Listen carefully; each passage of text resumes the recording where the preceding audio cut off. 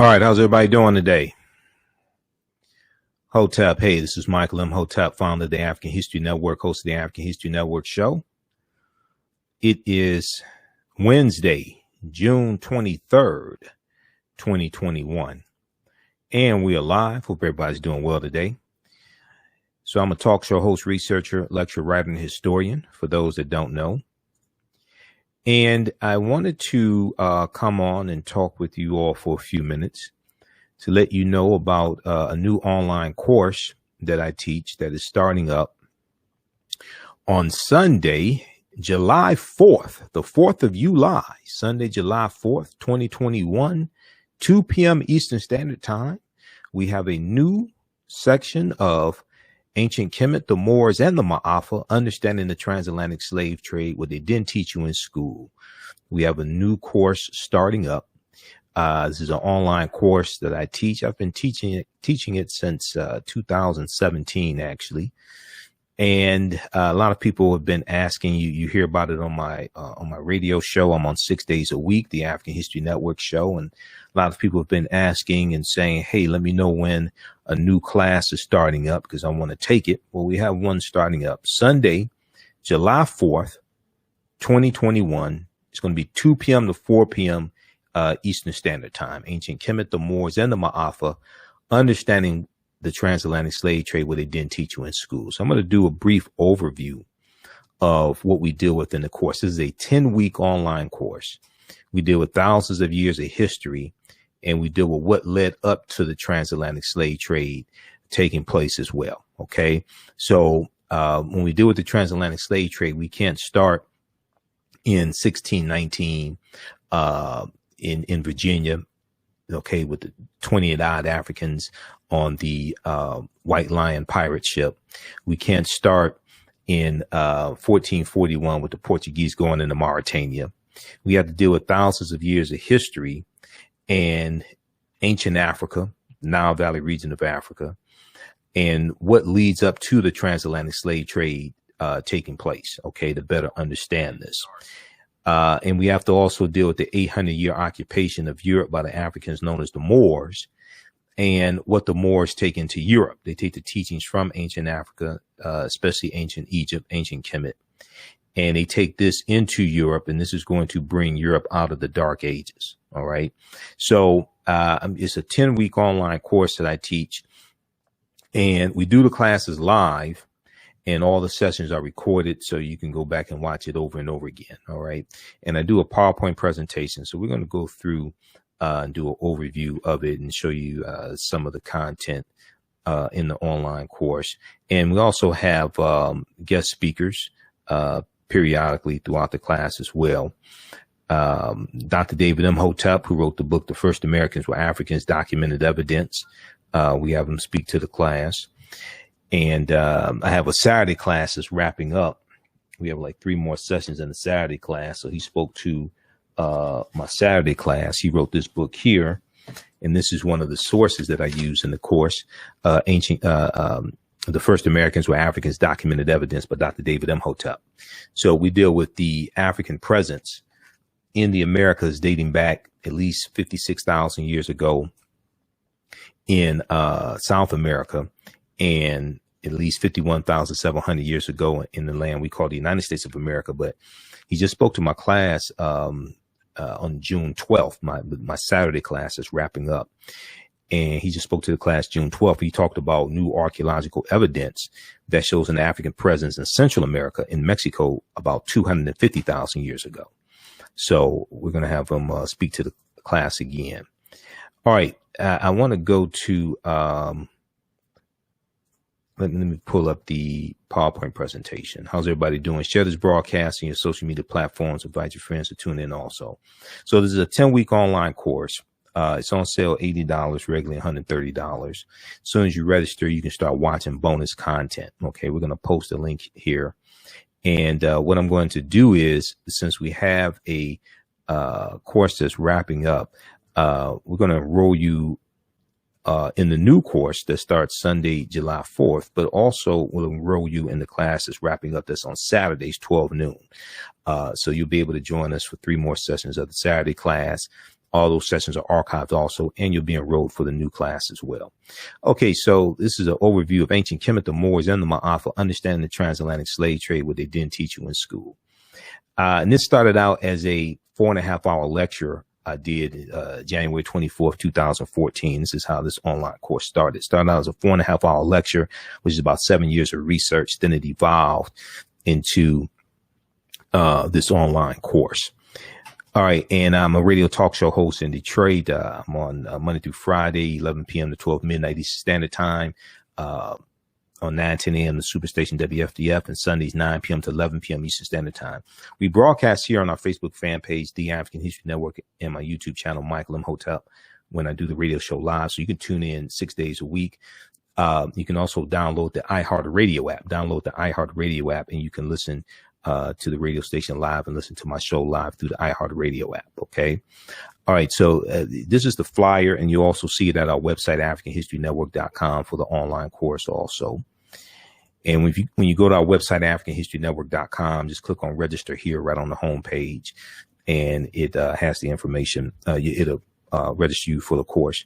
So whenever I speak, I know I may say some things that are outside the circumference of some people's awareness. And there's going to be some things probably here in this preview that I say that may be outside of the circumference of your own awareness. It does not mean that it's not true. It just means you have to do some research to understand what I'm talking about. So I learned this from one of my teachers, Dr. Ray Hagins. Usually have people put their fingers together to form a circle. And I usually say something like this: the space inside this circle represents my realm of knowledge. Everything that I think I know about whatever I think I know is represented within the circumference of the circle. I must keep in mind that there's still things to know that exist outside the circumference of my own awareness. Okay. So just because you know everything that you know about what you know does not mean you know everything there is to know about what you know. Okay. There's still things that exist outside the circumference of your own awareness. Okay. So we have to keep that in mind. All right. Okay. Now, if we look at this here, let's continue. So a lot of people, one of the people we deal with in the online course, we talk about Imhotep, and Imhotep ties into history as well. So a lot of people ask how you pronounce your last name. It's Imhotep. Imhotep means he who comes in peace in the ancient Middle Netter language. Okay. Imhotep was also a living person. He was one of the greatest people who ever lived in human history. Middle Netter is the ancient language of the ancient Kemet II, or the ancient Kemites, or ancient Egyptians. And Imhotep was a high priest. He was a physician, architect, mathematician, designer of the step pyramid at Saqqara for Nesubiti Zoser, or Pharaoh Zoser, because Nesubiti would be the correct term for the pharaohs. And this was in the third dynasty. Designer of the step pyramid at Saqqara in the third dynasty for Nesubiti Zoser. He was also known as the world's first multi-genius. Okay. You see him living around 2780 BC to 3000 BC, somewhere between there, depending upon which timeline of history that you use. The dates may be 200 or 300 years off. Okay, something like that. But you'll see him living anywhere from 2780 BC to 3000 BC, because we know at least 130,000 years of our history has been stolen. I go with the oldest dates I can find. Okay. Now, also, I encourage people to check out this book here by Dr. Molefi Keti Asante. All right. This is the Egyptian philosophers. The Egyptian philosophers. The Egyptian philosophers, ancient African voices from Imhotep to Akhenaten. And this deals with ancient African philosophers. Ptahhotep, Imhotep, Kunanup. He goes through and lists a number of ancient African philosophers before Aristotle, Socrates, Plato, Kagimni, Sanchi. So he has a number of them. Okay. This is in ancient times. So check this out from Dr. Molefi Keti Asante. the Egyptian philosophers, ancient African voices from Imhotep to Akhenaten. All right, let's continue here. How's everybody doing? Share this broadcast on your social media platforms. Invite your friends to tune in as well. We posted the link here. You can go ahead and register for the online course. As soon as you register, you start watching the bonus content. You can watch the class that I do currently on Saturdays. That's wrapping up. We have like 3 weeks left. All that content is archived. You can start watching that, and you'll be registered for class number 1 that starts Sunday, July 4th, 2021, 2 p.m. Eastern Standard Time for the 10-week online course. So this is Imhotep. These are famous statues of Imhotep. Okay. Famous depictions of him. This is Imhotep, and this is not Imhotep. In the 2001 movie, The Mummy Returns, the villain's name was Imhotep, or one of the villain's names was Imhotep. Consequently, many of our children think that one of our greatest ancestors was evil and not of African descent. So they have this Arab Eurasian looking depiction of Imhotep, played by actor Arnold Vosloo. Okay, he was in the movie. He's a high priest named Imhotep in the movie. So, we have to be very cognizant and protective of the media that our children consume. Okay, because this is one of the main ways that our children are attacked. They're attacked through the media, and this is programming. All right. Okay. So right now, if you watch my show, you hear me talking about the attacks on critical race theory, the attacks on the 1619 Project. All this is taking place. Backlash from Juneteenth, attacks on Juneteenth from the right wing. All what we're going to see, all this is dealing with history. And this all ties into what's taking place right now. Almost 400 voter suppression bills in 48 state legislatures.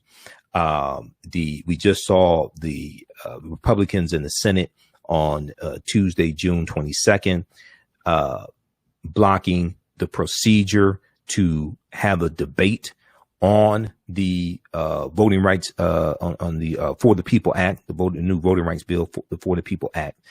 We see all these things taking place. They all tie into history.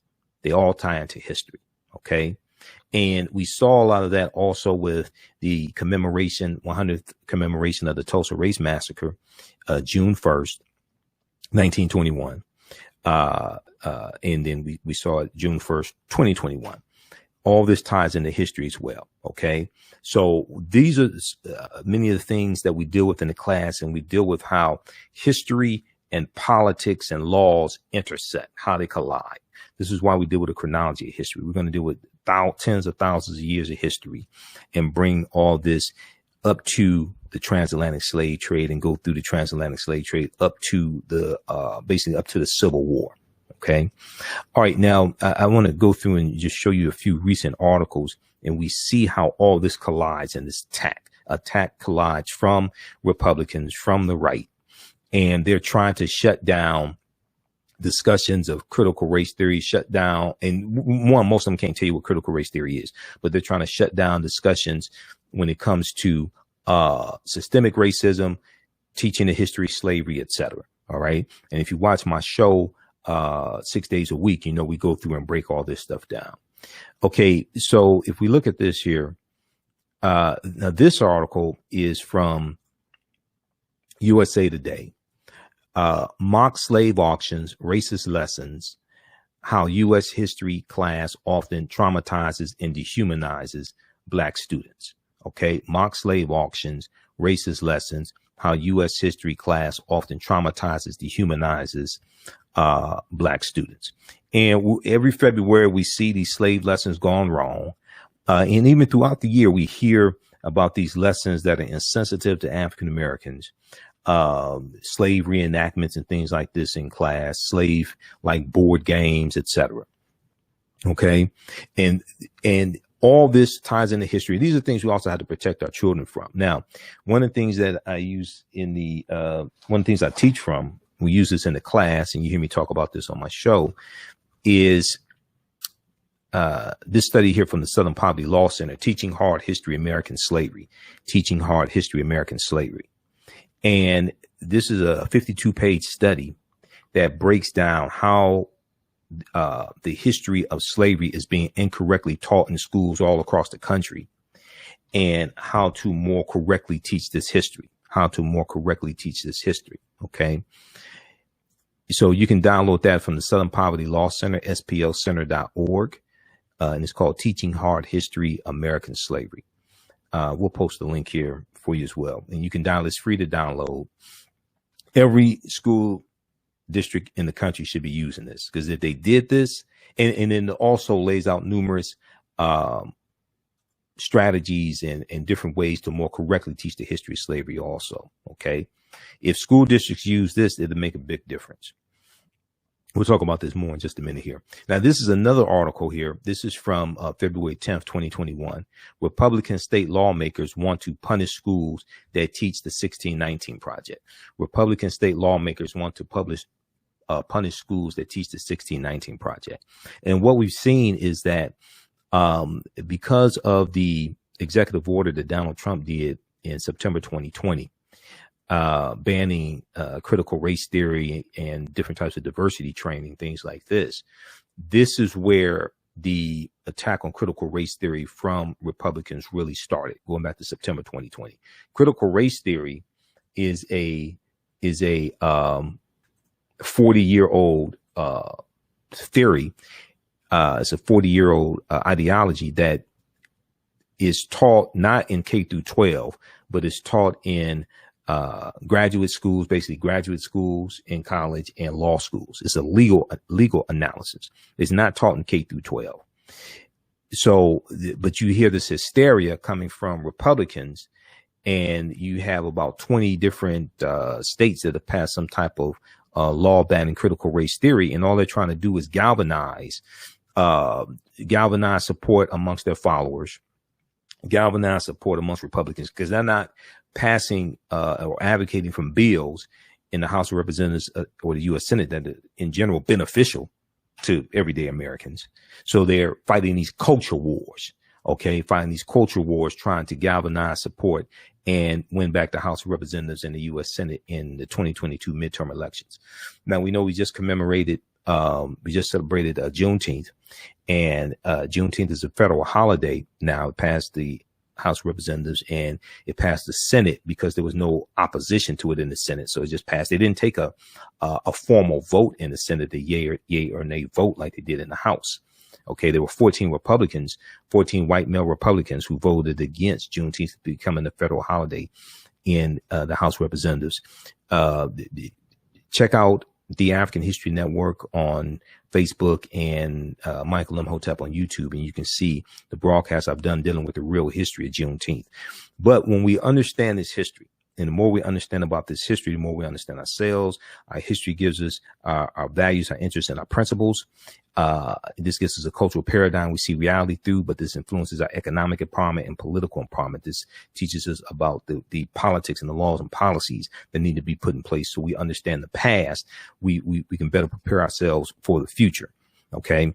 And what you do for yourself, what you do to yourself, and what you allow other people to do to you and get away with is based upon what you think about yourself. What you think about yourself is based upon what you have been taught about yourself. What you've been taught about yourself is based upon everything you've read, heard, and seen about yourself. So all these laws and policies that we're advocating for, whether we talk about the George Floyd Justice and Policing Act, whether we talk about debt forgiveness for student loans, all this comes out of a historical context. And most of these things we can trace back to a legacy of slavery as well. Whether we talk about reparations and Juneteenth is directly related to reparations, repairing the damage of slavery. All this is connected. But this article here from the New York Times, and we talked about this on my show as well. This article here from the New York Times, this is from, what date is this? This is from, let me flip over and look at the article from the Times. I think this was July 16th. Okay. July 16th, 2021. Most Americans know little or nothing about Juneteenth poll finds. Most Americans know little or nothing about Juneteenth poll finds. It's about 60% of Americans know little or nothing about Juneteenth. Now, African Americans have been celebrating Juneteenth to various extents. since 1866. If 60% of Americans know little or nothing about Juneteenth, how much do they know about slavery? America must have a massive history lesson. America must have a massive history lesson. And many African Americans don't know about slavery, don't really understand the history of slavery, etc., and Reconstruction, what happened after slavery. So Americans in general are very ignorant of history. And we see this also when we look at January 19th, 2021. There was a story from CBS this morning. And they did a story how most Americans don't know what's in the U.S. Constitution. Okay. Then we look at studies from AL.com, Alabama.com. 2/3 of Americans cannot name the three branches of government. Okay. 2/3 of Americans cannot name the three branches of government. So when we go through and look at this, people's understanding of history largely influences who they vote for, the policies they support, and who they vote for political office. When you have elected officials who are ignorant of history, okay, oftentimes they're voted into office by people who are ignorant of history as well. Okay, so when we try to get our issues and concerns met, all this is dealing with historical context. And people who are ignorant of history are not fit to serve in political office, state legislature, U.S. House of Representatives, U.S. Senate, president. Okay, it's too much damage that they can do. That's too much power for ignorant people to have. If you read this article here from AL.com, Alabama.com, 1 in 5 Americans can't name a single branch of the U.S. government. This is from September 19th, 2019. Okay. 1 in 5 Americans can't name a single branch of the U.S. government. Now, Senator Tommy Tuberville from Alabama, when he was running for the Senate, he could not name 3 branches of government. Okay. All right. Judicial, executive, and legislative. He cannot name the 3 branches of government. He's running for a U.S. Senate to be a U.S. Senator. He won the U.S. Senate seat. He also could not explain the 1965 Voting Rights Act, and he's from Alabama. We know Selma, Alabama was ground zero for the fight for the 1965 Voting Rights Act. If we look at this article quickly here, 1 in 5 Americans can't name a single branch of the U.S. government. Now, all this ties into history, and this deals with what we deal with in this 10-week online course. Okay. And politics is the legal distribution of scarce wealth, power, and resources, and the writing of laws, statutes, ordinances, amendments, and treaties, their adoption, interpretation, and enforcement. This is all connected. Politics is the legal distribution of scarce wealth, power, and resources, and the writing of laws, statutes, ordinances, amendments, and treaties, their adoption, interpretation, and enforcement. So a recent survey found America may need to go back to civics class. Civics largely has been taken out of the schools. Unfortunately, this is why we have to teach this to our children, and civics has to be put back into schools. Annenberg Public Policy Center's Civics Knowledge Survey found only 2 in 5 American adults, or 39%, could correctly name the 3 branches of government. Only 39% could correctly name the 3 branches of government. Okay. So you're looking at about close to 2/3. We're looking at about 61% who could not name the 3 branches of government. Almost 2/3 of Americans cannot name the 3 branches of government. That figure was the highest in 5 years, up from 32% the previous year. Okay. So in 2018, it looks like 2018, only 32% of Americans could name the 3 branches of government. It makes no sense. But then you see how a lot of these ignorant Republicans get elected into office, and some ignorant Democrats like Kristen Sinema of Arizona. Okay. People don't understand history, don't understand the Constitution, things like this. 1 in 5 adults could not name any branch of the federal government. 1 in 5 adults could not name any branch of the federal government, the study showed. This is from AL.com. Now, how much do you think these people know about the history of slavery? How much do you think they know about the history of slavery? How much do you think they know about the Civil War? All this fight today, all these issues today are the result of history. Okay, so the more that we understand this history, the better we understand how to navigate through all this and understand these policies that need to be put in place and understand how to get these policies passed. I was speaking in Atlanta at the 9th annual Juneteenth festival, June 18th through the 20th, 2021. Okay, and I was doing 2 presentations there. I was speaking Saturday and Sunday, and I was a vendor as well. And, I asked maybe about 50 people in total, maybe more than that. How many seats in the House of Representatives are there? No one could tell me. They had this thinking, look, the U.S. House of Representatives, nobody could tell me. There are 435 seats in the House of Representatives. I asked people, how many votes does it take to get a bill passed in the House of Representatives? All this ties into history. This is all connected to history rooted in the U.S. Constitution. These are things we deal with in this 10-week online course. Ask people, explain to me, how many votes does it take to get a bill passed in the U.S. House of Representatives? No one could tell me. It takes 218 votes, a simple majority, 218. How many seats in the U.S. Senate? Nobody could tell me. How many seats in the Senate? There are 100. Based upon the U.S. Constitution, every state has 2 U.S. senators. How many votes does it take to get most bills passed in the Senate? Nobody could tell me. I'm asking adults. I'm not talking about 5-year-olds. I'm asking African Americans, adults. I'm in Atlanta. Georgia has the largest Confederate monument in the country. It's called Stone Mountain. On the side, it's a huge mountain. On the side of Stone Mountain, have you all seen Stone Mountain? I've climbed to the top of Stone Mountain. Okay, they have a pathway where you can climb to the top of Stone Mountain. On Stone Mountain, you have the reliefs, the carvings of 3 Confederate, they call heroes. Okay. You have General Robert E. Lee of Virginia. You have Thomas Stonewall Jackson and Jefferson Davis, who was the president of the Confederacy. Okay. This is Stone Mountain. This is the largest Confederate monument in the country. This is in Georgia right now. Stone Mountain. Read this article here from SmithsonianMag.com, official website of the Smithsonian Institute. What will happen to Stone Mountain, America's largest Confederate memorial? Okay, this is there in Georgia right now. So all this deals with history, the fight to remove Confederate monuments. Okay, the fight to rename military bases that are named for Confederate soldiers and Confederate generals. And these were traitors to the Union who committed treason against the Union based upon Article 3, Section 3 of the U.S. Constitution. And they took up arms against the Union. They seceded from the Union, starting with South Carolina, December 20th, 1860, 6 weeks after Abraham Lincoln became president-elect.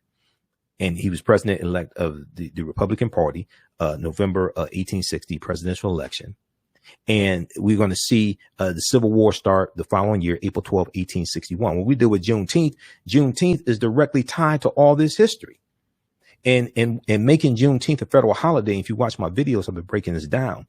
To make Juneteenth a federal holiday, what this is doing, this is forcing a national conversation about a history that Republicans are passing laws to suppress the teaching of that history in schools. This is forcing a national conversation. America has to have a massive history lesson.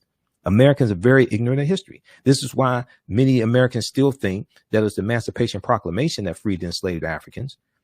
And it was not. It was the 13th Amendment ratified December 6th, 1865, when Georgia ratified the 13th Amendment. Okay, we're going to continue. How's everybody doing here? Everybody share this broadcast on your social media platforms. I'm Michael Imhotep, founder of the African History Network, host of the African History Network show. I'm a talk show host, researcher, lecturer, writer, historian. I'm doing an overview of a 10-week online course that I teach called Ancient Kemet. This is one of the original names for Egypt. Ancient Kemet, the Moors, and the Maafa.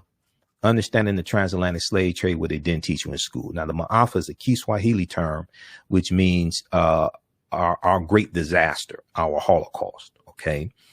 And this is a 10-week online course that I teach. We deal with thousands of years of history, and we deal with what led up to the transatlantic slave trade taking place.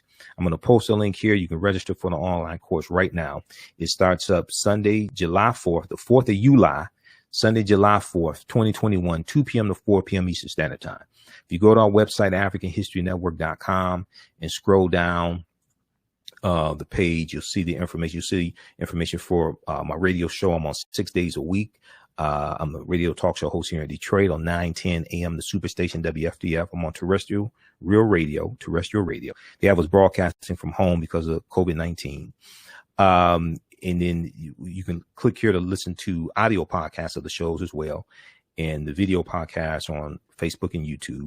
You can click here to read articles that I've written also. So this is a 10-week online course. It starts up Sunday, July 4th, and we have the flyer here as well. Okay. Click here to register here. It takes you to the next page, and click right here to enroll. As soon as you enroll, you can start watching content. Okay. So what we're going to do is, we have a class that meets on Saturdays right now that's wrapping up, and you're going to get enrolled in the Saturday class so you can start watching the content going back to class 1, and you can join us in the Saturday class, which meets 12 noon to 2 p.m. Eastern Standard Time. So you can join us for the last few sessions of the Saturday class, and you'll be enrolled in the Sunday, July 4th class that starts with class number 1. For the 10-week online course. Okay. So as soon as you register, you can start watching content. And we have an overview here of the course as well. Okay. And the class is regularly $130, on sale $80. We do the class live. All the sessions are recorded. So if you missed the class or something like that, of course, you can go back and watch it. It's all archived, not a problem. And you still have access to the course. You can still watch the content even after the course is over. So next year, you can still go back and watch this course that you registered for. I'm going to post a link here again. You can use this with your children. You can use this to educate your children as well. A lot of people are looking for content that they can use with children. I would say this class is PG-13. So your children can watch along with you if you want. Or there may be information you want to take from here and use with your children. There are books that we use in the course. Now, you don't have to buy any of the books, but there are books that we use, like some you may want to get for your own personal library, but you don't have to feel obligated to buy any of these books to follow along in class. These are 2 books that I use: Golden Age of the Moor, edited by Dr. Ivy Van Sertima, as well as Black Star, the African Presence in Early Europe by Runoko Rashidi. Runoko's a friend of mine, brilliant scholar, brilliant historian, voracious, prolific writer. He's a world traveler. He's been to over 130 countries and islands. And he has an essay in this book here dealing with the Moors. So when we deal with the Moors, these are 2 books that I use on that. For that, this is another book that I used, Before the Mayflower by Lerone Bennett Jr. This is a beat up copy, the 6th edition. Before the Mayflower by Lerone Bennett Jr. is another book that I use. We use this book here, The Declaration of Independence and Other Great Documents of American History, 1775 to 1865, edited by John Grafton. So we deal with the Declaration of Independence and the U.S. Constitution. This one, last time I checked, this is like $2. It's from Dover Books. Okay. Very inexpensive. And another book that I use is, let's see here. Another book that I use is, let me look here. Nile Valley Contributions to Civilization by Tony Browder. We also use this one here. Now, this book is out of print, but Dr. David Imhotep comes and speaks to my class live. He's a friend of mine. A lot of these scholars are some of my teachers. So some of them we have speak to our class live. The First Americans Were Africans, Documented Evidence by Dr. David Imhotep. It's another book that I use. His new book will be out in about 2 or 3 weeks. He just spoke to my class on June 12th. The Saturday class is wrapping up. And of course, we use Nile Valley Contributions to Civilization by Tony Browder. And I'm trying to see where that book is. Also, Egypt on the Potomac. Egypt on the Potomac is another book that I use as well.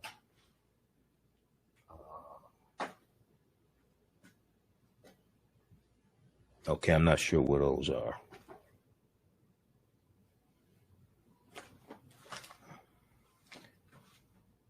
Oh, over here. I've got hundreds of articles all over the place. Nile Valley Contributions to Civilization as well by Tony Browder, as well as Egypt on the Potomac. So those are just a few of the books that we use as reference in the online course. Let's continue here with the PowerPoint presentation. So read this article from the New York Times. And I dealt with this on my show Tuesday, June 22nd, the African History Network show. 60%. Most Americans know little or nothing about Juneteenth poll finds. This is forcing America. This is forcing a history lesson on America, a much needed history lesson. So yeah, this is Teaching Hard History, American Slavery from the Southern Poverty Law Center. Okay, this is the cover of the study that I was talking about. This one right here, this study here. And you go to splcenter.org, you can download it, splcenter.org.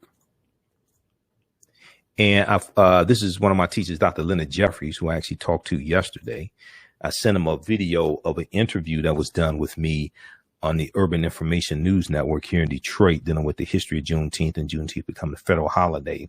And he called me, we talked. So I'm setting up an interview with him. I've interviewed him a number of times in the past, I think about 17 times.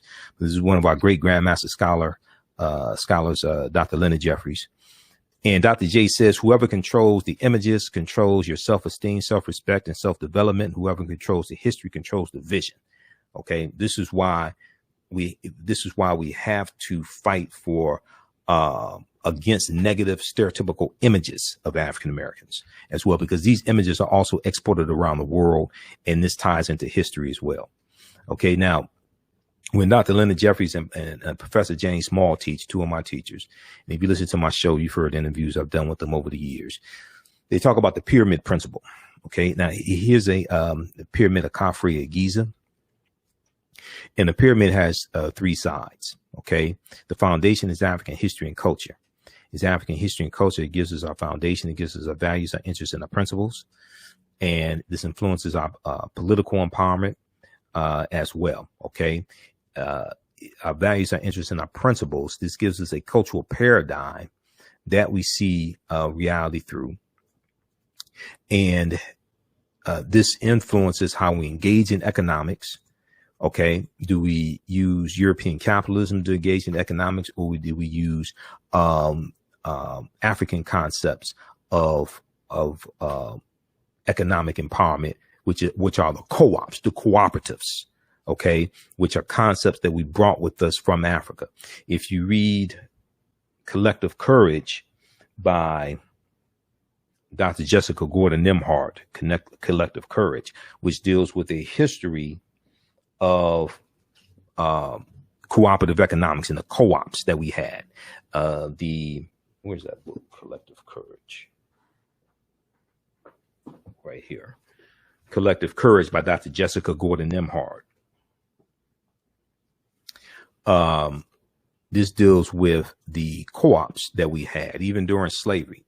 The things like the Free African Society of 1787, the Colored Merchants Association, founded about 1928, which comes out of the Negro Business League, the National Negro Business League, and the Colored Merchants Association was an association of African-American grocery store owners. The Colored Farmers Union, founded in 1886 in Texas, which grows to have about 1.2 million members. It's probably the largest co-op that we had. We have a deep, rich history of economic empowerment, but that's tied to the co-ops, the cooperatives, where the members are also owners, part owners. Probably the most well-known type of cooperative is a credit union. Okay, a credit union that comes from the co-ops. And this concept of cooperatives are concepts we brought with us from Africa. Okay, so we have a deep, rich history of this, but a lot of people don't know this. We were doing things like raising money for people who were in slavery, buying them out of slavery, You have benevolent societies raising money for burial costs for African Americans. We have a whole deep, rich history of cooperative economics.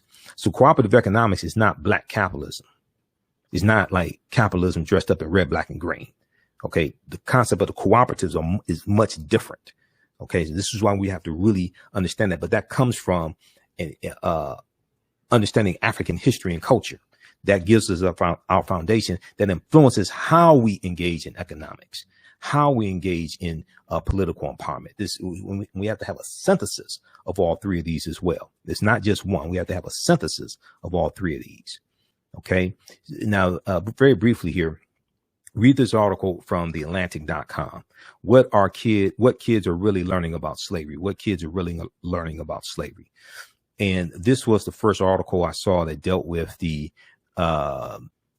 study from the Southern Poverty Law Center. This article came out February 1st, 2018. What kids are really learning about slavery from theatlantic.com. And in the study, Teaching Hard History American Slavery from the Southern Poverty Law Center, they did a survey of 1,000 high school seniors about what they know about the history of slavery. Only 8% of high school seniors surveyed could identify slavery as the central cause of the Civil War. Only 8%. Fewer than 1/3, or only 32%, correctly named the 13th Amendment as the formal end of U.S. slavery. Only 32% knew this. Now, what this means is that most likely their parents didn't teach them, and probably their parents don't know either. Americans are very ignorant of history. When we deal with issues and policies pertaining to us, they come from a historical context, a legacy of slavery, Jim Crow segregation, housing segregation, different things like this. And we have to have people who understand history, or at least are willing to learn history, to be able to understand the importance of these policies and why they need to vote yes as opposed to no on policies pertaining to us. But we also have to understand this as well, because many of our people don't understand history. Half our people still think Willie Lynch historically existed. Willie Lynch never historically existed. Number one, not only did Willie Lynch not exist, the Willie Lynch letter has been proven to be a fraud. The Willie Lynch letter 1712. There are words in the Willie Lynch letter that didn't even exist in the early 18th century. And the syntax, the sentence structure of the English vernacular was different in the early 18th century than it is in the 20th century or the 21st century, late 20th century, 21st century. Dr. Kwabena Ashanti came out and admitted he wrote the Willie Lynch letter about 1970.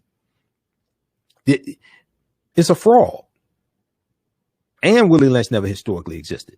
That's why you don't hear any abolitionists talking about Willie Lynch, or you don't find Willie Lynch anywhere in history. Now, there was a Captain Willie Lynch in the 19th century, but that's 100 years later. That's 100 years later. This is a different person. So let's continue here. So read this one here from theatlantic.com. Okay. And this shows how little 12th graders actually know about history and about the history of slavery. And fewer than half, or only 46% of 12th graders surveyed, identified the Middle Passage as the transport of enslaved Africans across the Atlantic Ocean to North America. So we have to educate our children on this. This is a study here, new study. This is an article from theroot.com. New studies find that positive feelings about blackness improve academic performance for black girls. This was an article in the Journal of Blacks in Higher Education, a study by Professor Sharita Butler Barnes at Washington University in St. Louis. So check that out. Very quickly here. Okay, this is the step pyramid at Saqqara that Imhotep was the architect of in the Supiti Zoser, or Pharaoh Zoser. This is an early form of pyramid building technology, the mastaba, the flat bench pyramid. The ones of Khufu, Khafre, and Menkaure, we see are much more intricate. We see that pyramid building technology evolves over hundreds of years. So here are some more of the things that we deal with in the online course. Okay. How's everybody doing today? How you all like this type of information? Share this broadcast on your social media platforms. Invite your friends to tune in also. We deal with what was the transatlantic slave trade. Okay. And once again, I do a PowerPoint presentation. We have book references, articles, video clips, etc. We do a what was the transatlantic slave trade. And I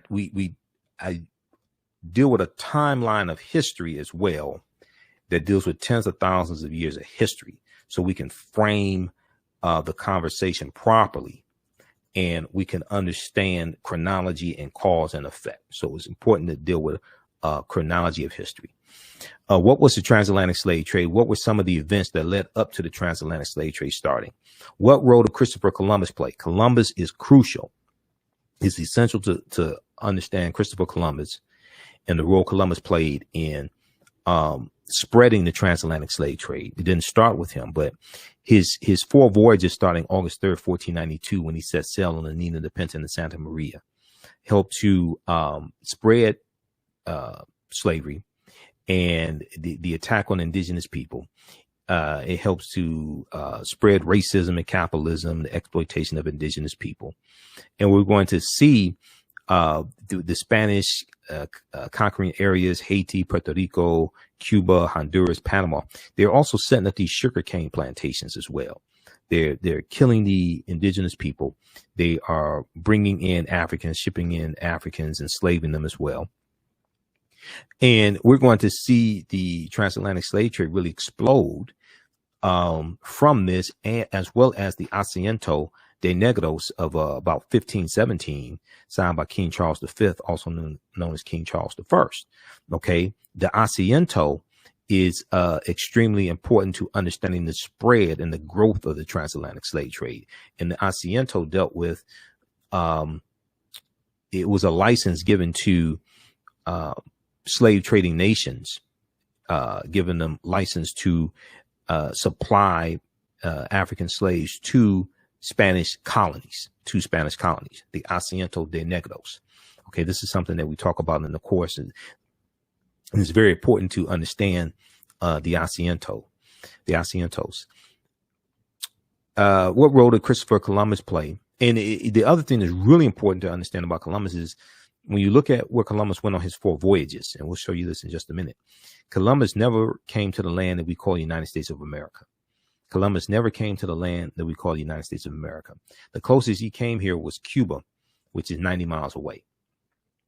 So all the statues of Christopher Columbus around the country, that largely comes from the Italian American influence and Italian Americans pushing for this. Okay, all those statues really should come down. Okay, he was a terrorist.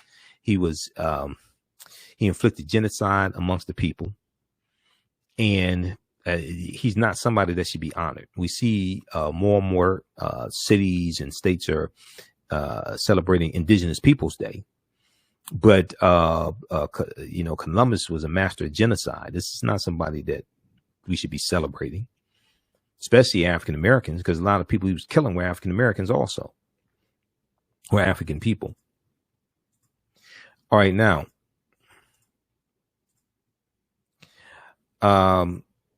we deal with when did Africans first come to the U.S. as slaves, as enslaved Africans. And I know there's a whole lot of focus on 1619. Okay, a lot of focus on 1619. 1619 in Virginia did happen, but African people were in this land going back tens of thousands of years before 1619. Okay, this is something that is important to understand. Even when you just look at the Spanish taking Africans into the area that we call South Carolina, they were doing that in 1526. This is 93 years before Virginia. Okay, 93 years before Virginia. And when we look at Juan Garrido, and we talk about this, when we look at Juan Garrido in 1513 coming into Florida with the Spanish conquistador Juan Ponce de Leon. Juan Garrido was of African descent. He was born in West Africa around 1480. So Juan Garrido, we know this may be the first African we know of by name. We know he was here in 1480. Okay, that's before 1526. And that's in Spanish territory, Florida. Okay, so this is long before 1619. So this is why we have to understand this chronology of history. And it's important to know that African people did not first come to this land conquered by Europeans, shackled in chains either. We deal with, did Africans sell themselves into slavery? We deal with that complicated history. Were African people in America before the slave trade? Yes, we were. Okay. Yes, we and when you read the first Americans were Africans documented evidence, and this is why this is one of the sources I use in the class. We were in this land before Native Americans came into existence. We were in this land before Native Americans came into existence also. Okay. The first Americans were Africans documented evidence by Dr. David Imhotep. African people of Khoisan have the oldest DNA on the planet. They come from Southern Africa. They go all around the world. And they were in this land as well, the short-statured Africans, okay? The short-statured Africans, ancestors to the Anu and the Twa. There's a article from face-to-faceafrica.com that deals with the Khoisan, and let me pull this up here from face-to-faceafrica.com, because see, in the course, what we do is show you how to connect all these things together. These news articles that you see, we show you how to connect all this together. And then we also decode symbols as well. There's a symbol encyclopedia that I use. So I encourage people to get a symbols encyclopedia. Mine is right here. Signs and Symbols, an illustrated guide to the origins and meanings. Signs and Symbols, an illustrated guide to the origins and meanings. This has 2,000 symbols in it from around the world. Okay, 2,000 symbols. It decodes them, and symbols are related to culture and history. The first page is Heru out of ancient Kemet. Okay, that's on the first page, Heru out of ancient Kemet. And then we look at, on the front, we see different symbols from the Medu Neter. Okay, we see the Eye of Heru, we see a pyramid. And then on the back, we see some of those same symbols. Then we see the Ankh, the African key or African symbol of eternal life, the Ankh. And we know that plays a part in the story of Asar, Aset, and Heru. And Aset being impregnated with the virgin, the virgin Aset being impregnated with the baby Heru, who's going to be born on December 25th. All this is connected. This comes out of ancient African mythology, spiritual systems. This is all connected. All right, now. So this article here from Amazon, from dealing with Amazon.com. This is from face-to-faceafrica.com. Africa's oldest ethnic group fights to keep ancestral land away from Amazon reach. Amazon.com reach. This is from June 4th, 2021. This is a Khoisan man. Amazon is looking to build its new African headquarters in Cape Town, South Africa, in a project that will take between 3 and 5 years. However, the land on which the multi-billion-dollar corporation seeks to put its edifice belongs to the local Khoisan people, reputed to be the oldest existing people in the world. Read the rest of this article here, dealing with the Khoisan. Okay. These are the short-statured Africans. They're the ancestors to the Anu and the Twa. They go all around the world, and they were here in this land as well. All right. How y'all like this type of information? We're going to post the link again here so you can register for the online course. This starts up Sunday, July 4th, the 4th of July, as Dr. Shaka Musa Baron Shango called it, the 4th of July. He wrote the books African People and European Holidays and Mental Genocide, Book 1 and Book 2. So when you go to our website, AfricanHistoryNetwork.com, scroll down the home page and you'll see the information for our radio show. Scroll down, you'll see the information for the online course. Okay, and we have a flyer here. Click right here for register here. Takes you to the next page. Click on enroll.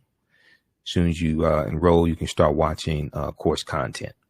And like I said, we have a class on Saturday that's wrapping up. We have like 3 more sessions of the Saturday class. So we're going to do 2 things for you. You're going to enroll you in the Saturday class so you can watch the last 3 sessions or so. That meets on Saturdays, 12 noon to 2 p.m. Eastern Standard Time. And we'll enroll you in the new course that starts with class number 1 on Sunday, July 1st. Okay, Sunday, July 1st, 2021. And it's going to be 2 p.m. Class is going to be 2 p.m. to 4 p.m. Eastern Standard Time. And we do the class live. All the classes are live, but we record all of them as well. All the sessions are recorded. So if you miss anything, you can go back and watch it archived on demand. And you can watch from around the world as well. All right. So let me post the link here. You can register for the online course. You can start watching content right away. And you're also in the Saturday class that you'll also get the archives of. You can watch the class that where archaeologist Nubia Wardford spoke to our class. She's an African-American female archaeologist. We talked about the origins of ancient Kush and the African queens of antiquity. And then also you can see the class where Dr. David Imhotep spoke to our class as well. The author of The First Americans Were Africans, Documented Evidence. All right, so we just posted the link here. Let's go back to the PowerPoint presentation. So we did, when did Africans first come to the U.S. as slaves? Did Africans sell themselves into slavery? We did with that complicated history. Were African people in America before the transatlantic slave trade? Absolutely. We were here before Native Americans came into existence. When we deal with Columbus, Columbus is crucial to understanding the exploitation of indigenous people and the spread of capitalism, racism, slavery, etc. Columbus and his 4 voyages. So he set sail August 3rd, 1492 on the Nina de Pinta and the Santa Maria. And he ends up in the Bahamas, or what he calls San Salvador, October 12th, 1492. This is why Columbus Day is celebrated on October 12th. He goes into Cuba and Hispaniola, which is Haiti. His second voyage, September 1493, he goes into the West Indies and Boricuan, which is Puerto Rico and Jamaica, in 1494. His third voyage, May 1498, he goes into Trinidad and the Venezuelan mainland in South America. And fourth voyage, May 1504, he goes into Panama and Honduras in Central America. He never comes to the land that we call the United States of America. Okay, he never comes to the land that we call the United States of America. So all those statues of Christopher Columbus, they should come down in the U.S. I'm against tearing statues. I'm against that because I don't want people to do that to statues of our heroes. But the authorities, city council, governors, they should take all those statues down, put them in museums. Okay, all those statues of the master genocide, Columbus, should come down. He was a fraud also. Read one of the books we use is Christopher Columbus and the African Holocaust, Slavery and the Rise of European Capitalism by Dr. John Henrik Clarke. This is another book we use in the class. Christopher Columbus and the African Holocaust, Slavery and the Rise of European Capitalism by one of our Grandmaster Scholar Warriors, Dr. John Henrik Clarke.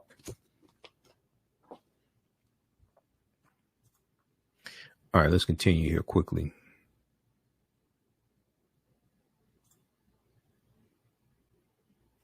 So some other things we deal with in the online course, the 800-year occupation of Europe by the Africans known as the Moors. This is crucial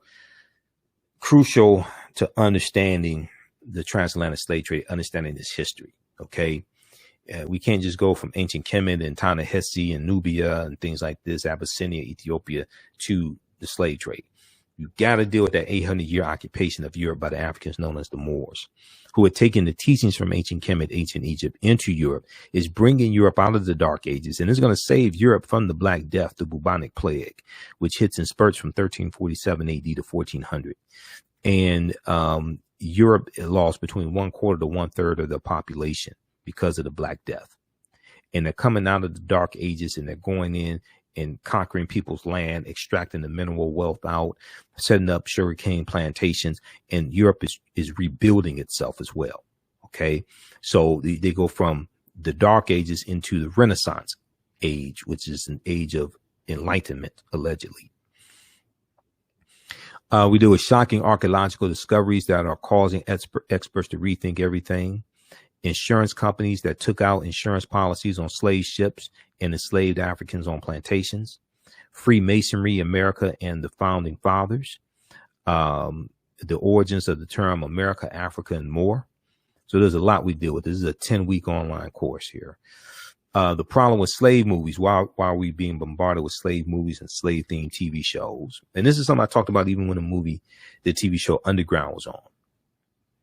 You know, we're the TV shows about Africans in antiquity and ancient Kemet and Ta-Nehisi when we ruled nations. Okay. Well, where are TV shows like that? You're going to have TV shows like Underground. You're going to have TV shows during slavery. Okay. Where are TV shows, of Africans in antiquity when we were ruling empires in Ghana, Shanghai, and Mali, different things like that. We do it Asar, Aset, and Heru, and the origins of the Immaculate Conception story. And what you're going to see is a lot of these. You're going to see that a lot of these stories that we see now. This may go outside the circumference of some people's awareness, but a lot of the stories that we see in Christianity or in other religions are going to be adaptations of much older stories coming out of ancient Africa. And they're going to be adapted to various people's cultures, and the names are changed and things like this. Okay. But we see this even with the Helios Biblos, or the Sun Book, or what we call the Holy Bible. When we look at the word Christ comes from the Greek word Christos, and we know Christ meaning anointed one or anointed. But this goes back to Karest, Karst, Karest, which means the rising of the spirit, which is, out of ancient Kemet, ancient Egypt. So, you know, it's one of my teachers, Professor Kabahaya Watha Kamene, says to understand the existence of something, you must first understand the pre-existence of existence. To understand the existence of something, you must first understand the pre-existence of existence. So we deal with all that in the Asar, Aset, and Heru, and the origins of the Immaculate Conception story. Links to ancient Kemet, Egypt, and early Christianity, Freemasonry in America.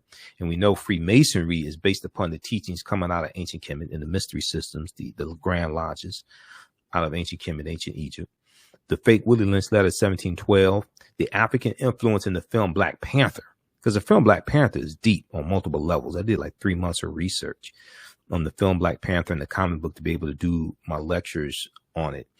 And, you know, the language spoken in the film Black Panther is isiXhosa, which is a Bantu language, is a real African language.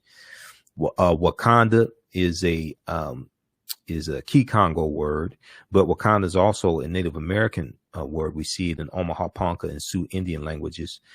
It means possesses secret powers, Wakanda. Now, what was the transatlantic slave trade? The transatlantic slave trade was the forced journey of African people from Europe to Africa to the Americas. Trinkets from Europe exchanged for Africans, or used, or they used money to purchase them. It lasts from basically the 1440s to 1865, right about 1441, with the Portuguese going into Mauritania. What was the Middle Passage? The Middle Passage was the leg of the triangular trade from Africa to America, or the New World. Manufactured products such as rum, textiles, weapons, gunpowder, etc., were taken from Europe to Africa in exchange for Africans who would become slaves, or for exchange for gold and silver. The African slaves were then sold in the Americas Caribbean, etc., for raw materials such as sugar, molasses, which was turned into rum, tobacco, later on cotton, and also for fish, flour, and foodstuffs. Okay, this deals with the Middle Passage. So we go through and break down all this, show you step by step. We have maps, etc., to get a better understanding of all this. And this brings you right up to today. We can go through a chronology of history. The attacks on the voting rights of African Americans. We can go back to 1890. We'll go back to 1870, actually. Go back to 1870 with the 15th Amendment being ratified February 3rd, 1870, and adopted. 15th Amendment guaranteed the right to vote for African American men. And this is during Reconstruction. Reconstruction is basically 1865 to 1877, after the Civil War ends.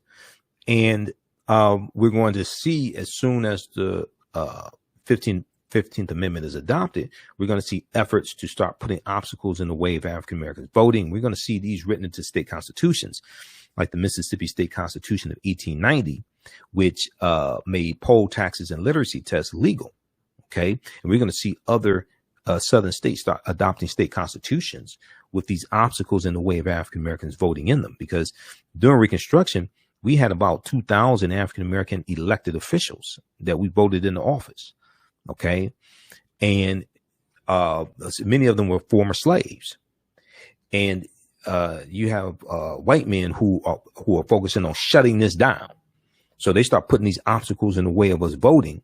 And the lawsuit of Williams versus Mississippi of 1898, the U.S. Supreme Court rules that it does not violate the Constitution to have poll taxes and literacy tests. Okay. So, and then they're going to have the grandfather clause of 1898, which states that if your grandfather could not vote because he was a slave, then you can't vote. So they're putting all these obstacles in the way of us voting. This is why you needed a Voting Rights Act of 1965, going back to things in the late 1800s and these state constitutions, and the Texas State Constitution of 1876, Louisiana State Constitution of 1898. All this history is connected. It brings you right up to today. All right, let's continue. Okay, so this is Runoko Rashidi. Runoko's a friend of mine, and we use two of his books for reference in the online course also. Golden Age of the Moor and the African Presence, the Black Star, the African Presence in Early Europe. This is Dr. David Imhotep, who wrote the book, The First Americans Were Africans, Documented Evidence.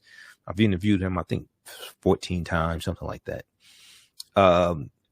His book has 713 footnotes and deals with the African presence in the Americas, dating back at least 56,000 years ago, and 51,700 years ago in the land we call the United States of America.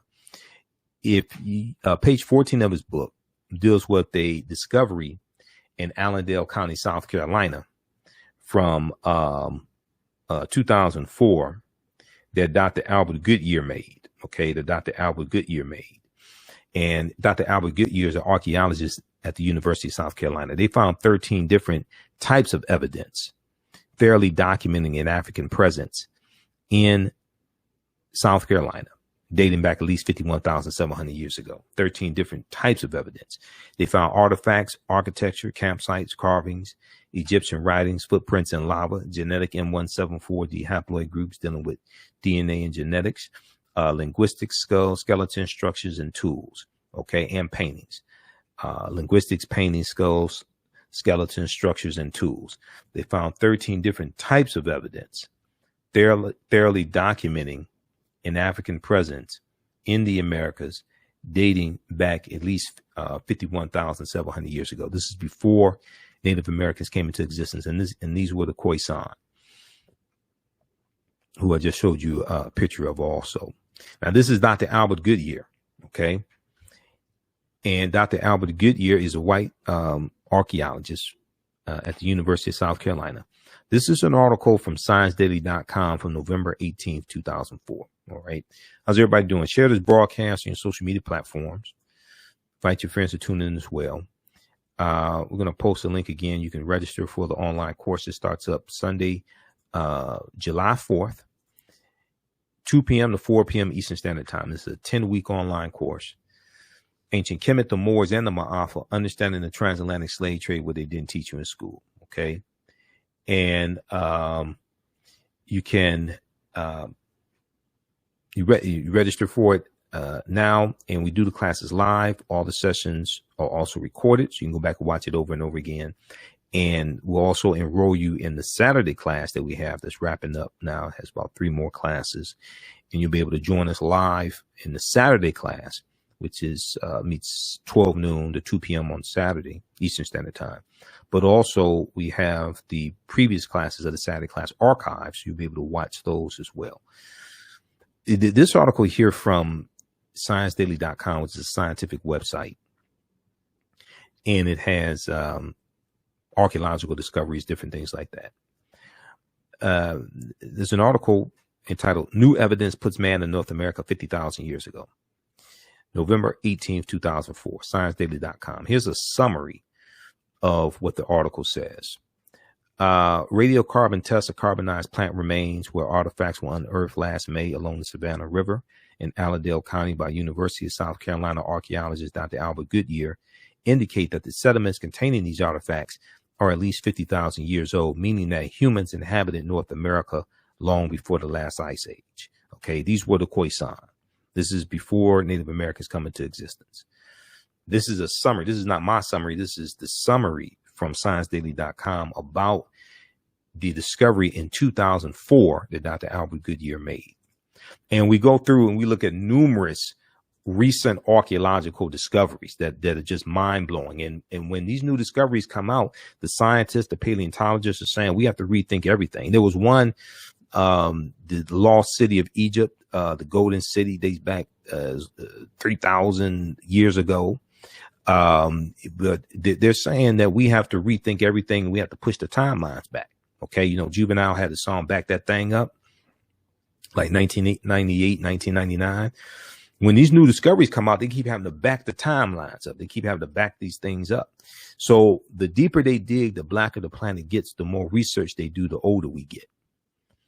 And these archaeological discoveries are coming out, you know, every other week, something like that. This is Dr. David Imhotep. He was interviewed on WKRP in Cincinnati, Channel 5. Let me play an excerpt of this interview. Just 1 second. This gives you some more background information because a lot of people don't know this information. I should say, and we have a picture of the book too. It's the first Americans were Africans, and we were talking about Dr. Ivan Van Sertima because I remember back in the 1980s, my dad took me to hear him. He came here to Cincinnati, and his book was "They Came Before Columbus," and he talked about how Africans were here. He had a lot of, great research information, and so it was just kind of eye-opening. But we haven't heard a lot about that recently. So tell us how you got involved here. I'm showing that Africans not only came before Columbus, they came before the Indians. You're going even farther back. I'm going farther back, at least 56,000 years old. Okay, now we've got a graphic up here about 130,000 years ago. Yeah, well, they sailed over here. And when I lecture, people say, well, wait a minute, humans weren't sailing along, they weren't boating 130,000 years ago. And I beg to differ. Last year, New York Times quoted the BBC, and they wrote an article on how in Crete they have found a stone industry of stone tools dating back to at least 130,000 years. And Crete has been an island in the middle of the Mediterranean for 5 million years. So they had to sail, and it was a continuous civilization, which means they were going back and forth. They knew how to navigate. So if they got to Crete 130,000 years ago, it's easy 70,000 years later that they could make it to the Americans at 6,000. Right. That's really, how did you even get back to this research? I mean, this is just, did you start by reading They Came Before Columbus, and then you expanded on that research? Yeah, you see, 36 years ago, Dr. Van Sertima's book came out, and this information is piled on for 36 years. So many different things, so many cutting-edge articles and things have been found since then. Well, and tell us a little bit about these Africans who came before the Indians, before Columbus. Okay, they came here, and they were first. They came to Piedra Fiorita, which is southeastern Brazil. You'll see that that's the closest point from Africa to South America. And by canoe, a fellow, a navigator who was a doctor, who wanted to prove that it could be done just in a canoe. And he set out in a canoe with a supply ship, but it did not touch him. He had a canoe with no oars, no paddle, no sail, nothing. He just sat there, and the currents took him straight from Africa to here. You've heard about people, if you throw a bottle in the water with a note, it'll come over. Yes, there are rivers in the ocean, currents. And it took him 52 days only. So you put a large sail on that vessel, and you get here in less than a month. So it's definitely possible. We know that. It's physically possible. Absolutely. Yeah. And so what part of Africa were the Africans from who came to Brazil? Well, the DNA, the Genome Project found that the earliest ones, the ones that they found in Tierra del Fuego, in the very tip of South America in 1874, 1876, were the short Africans, the Khoisan, who spoke with clicks, like that. The gods must be crazy did a movie on it. Yeah, I remember that, yeah. Yes. So they have about the Coca-Cola bottle selling, yeah. Yes, they have the oldest DNA and the oldest language on the planet, and they were all over. Oh, wow. All over all three Americas, as well as Asia. Well, have they done any DNA tests in Brazil to see that? Yes, they have. The Genome Project went all around the world. There were 100,000 people participated. Wow. Taking DNA swabs. And so first we know that it's possible to get over here by canoe. And second of all, the DNA from that group of Africans is in Brazil. The most important thing, not to forget, to ask me, well, I will tell you that. Where do the Native Americans come from? Well, we've always been taught that they came across the Bering Straits from Asia. This is true, but they did not come until 3000 BC. There is no evidence of them coming before 3000 BC. So for 53,000 years, there were nothing but Africans in North, Central, and South America. Wow. When they come over 3000 BC, those two groups, the Africans and the Mongolians, get together, the Asians, get together, and their children are the Native Americans. Wow. This is why the Native Americans do not look Chinese. They are a little different than Chinese. Right. Okay, so that was an excerpt from 2011. Dr. David Imhotep was interviewed on WKRP in Cincinnati, Channel 5 in Cincinnati. If you're old enough to remember the 1970s, 1980s TV show about the radio station, WKRP in Cincinnati, there really is a WKRP in Cincinnati, Channel 5. I don't know if it's a radio station, but there is a TV station. And that's on YouTube. You can check out that video. This is a archaeological discovery that we deal with here. This is from the New York Times. It deals with on Crete, very ancient mariners, and it talks about stone tools found on the Greek island of Crete that date back 130,000 years ago. This is from February 15, 2010. These stone tools date back 130,000 years ago, but Crete has been an island for more than 5 million years, which means that the people had to have sailed there. And this pushes back sailing in the Mediterranean 130,000 years ago. Originally, the archaeologists thought that sailing in the Mediterranean dated back no earlier than 10,000, 12,000 years ago. So they had to push that timeline back to about 130,000 years ago. Okay, so they keep having to back that thing up.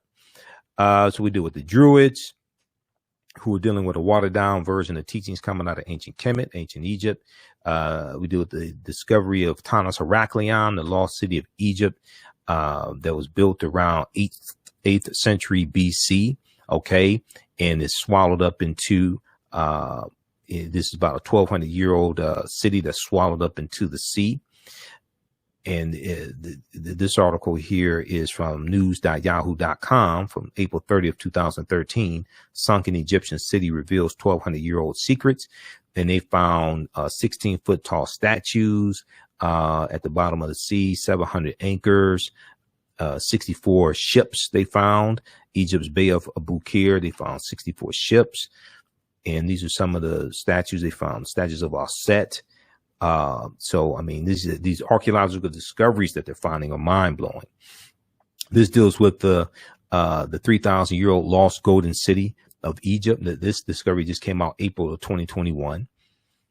So these discoveries are endless. All right, now, so these are just a few of the things that we deal with in the online course. Ancient Kemet, the Moors, and the Maafa, understanding the transatlantic slave trade, what they didn't teach you in school. This is a 10-week online course that I teach. We deal with thousands of years of history and what led up to the transatlantic slave trade taking place. And then when we look at, lastly, we look at something like this here, Egypt of the West. And Browder talks a lot about this in Egypt on the Potomac.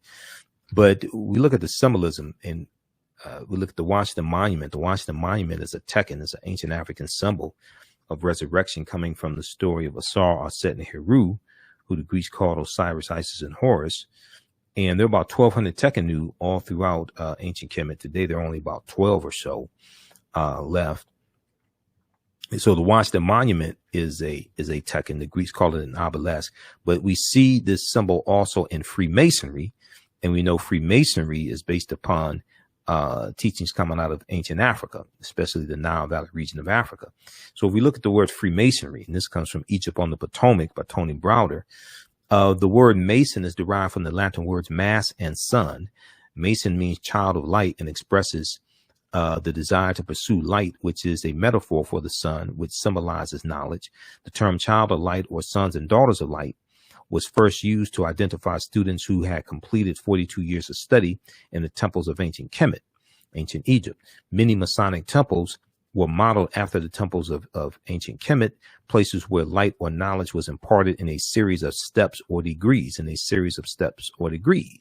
So when we look at the origins of liberal arts colleges, we see this is coming from the temples and the mystery systems in ancient Kemet. And if you read Stolen Legacy by George G.M. James, Stolen Legacy, he deals with the 7 liberal arts.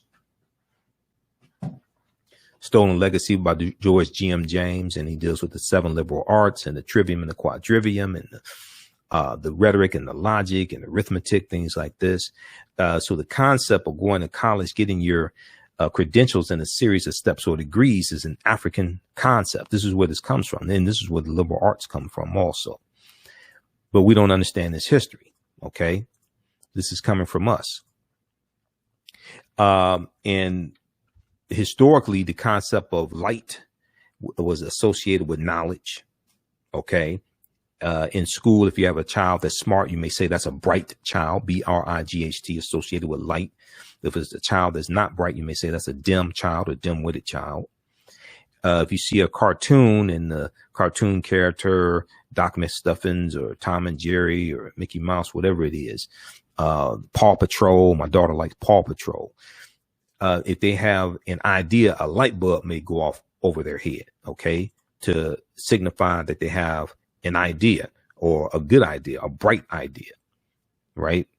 And so when we look at Europe in the Dark Ages, and Europe gets cast into the Dark Ages with the fall of the western portion of the Roman Empire in 476 AD, when the Vandals and the Visigoths come down and crush the western portion of the Roman Empire, it casts Europe into a period of darkness.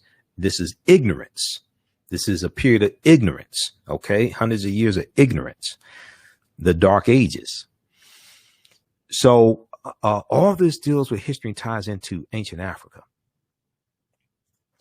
Look at pages 18 and 32 of Egypt on the Potomac by Tony Browder. Now, 50 of the 56 signers of the Declaration of Independence were Freemasons, and 13 of the 39 signers of the U.S. Constitution were Freemasons. 4 of the first 5 U.S. presidents were Freemasons, and there have been 14 Freemasons who have been U.S. presidents also. Here's a famous statue of Asar, Aset, and Heru, who the Greeks called Osiris, Isis, and Horus, and Aset was the virgin. Okay, who and you're going to find out that the Immaculate Conception story is thousands of years older than we thought, thousands of years before it resurfaced in the Helios Biblos, the Sun book, with the Virgin Mary and the baby Jesus. This may go outside the circumference of some people's awareness, but the letter J did not exist until 1630 AD. The letter J is derived from the letter I. The letter J is derived from the letter I.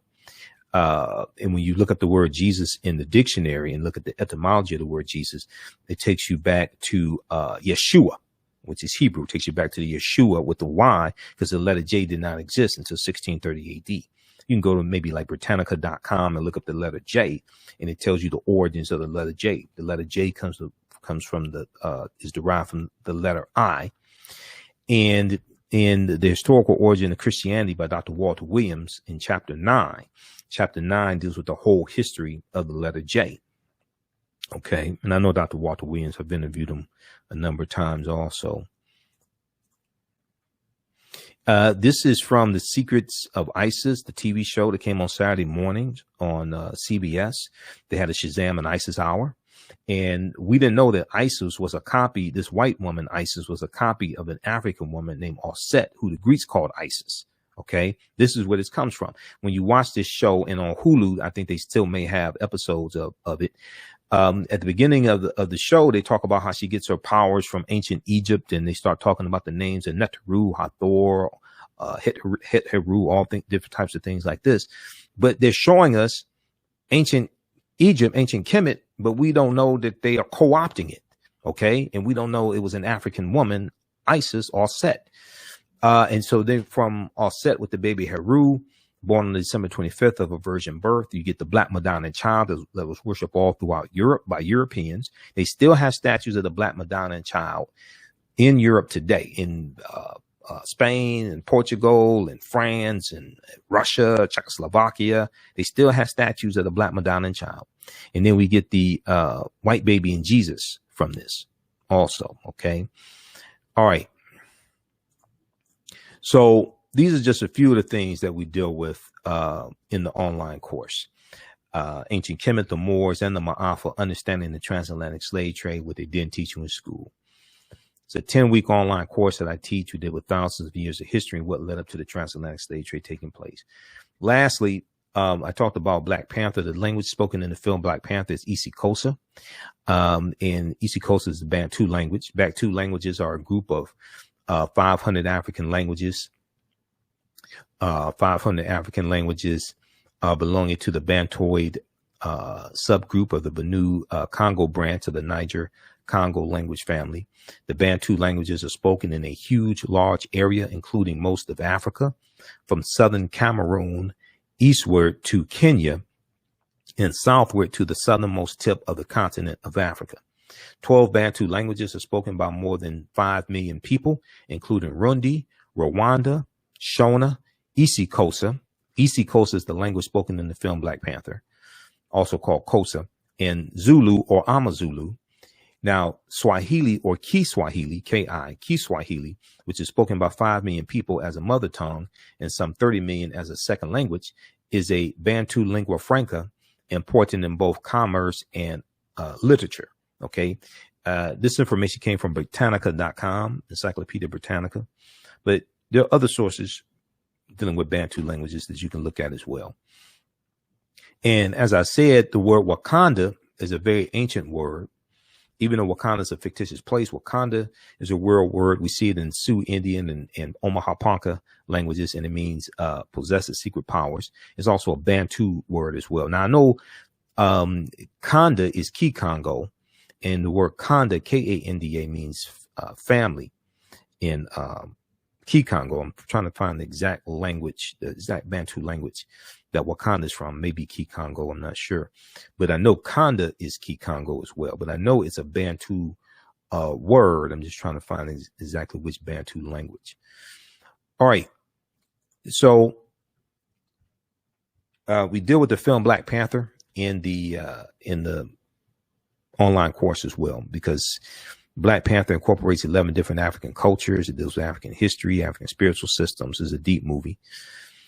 And the Wakanda salute comes straight out of ancient Kemet. It's the position of the Nsubitis or the pharaohs. It's always right over left. It's a position of power of the pharaohs when they're deceased. When you have the Nsubitis, when you have the mummies, the tombs. So, and we see this go all around the world as well. Okay, you see this right over left, go all around the world. All right. So we'll post a link here for the online course as well. And it's at our website, AfricanHistoryNetwork.com. And we do the classes live. The class starts Sunday, July 4th, 2 p.m. to 4 p.m. Eastern Standard Time. We're going to also enroll you in the Saturday class that's wrapping up. That meets on Saturdays, 12 noon. As soon as you register, you can start watching archive content that we have right now. Classes 1 through 7 of the Saturday class. You can start watching that.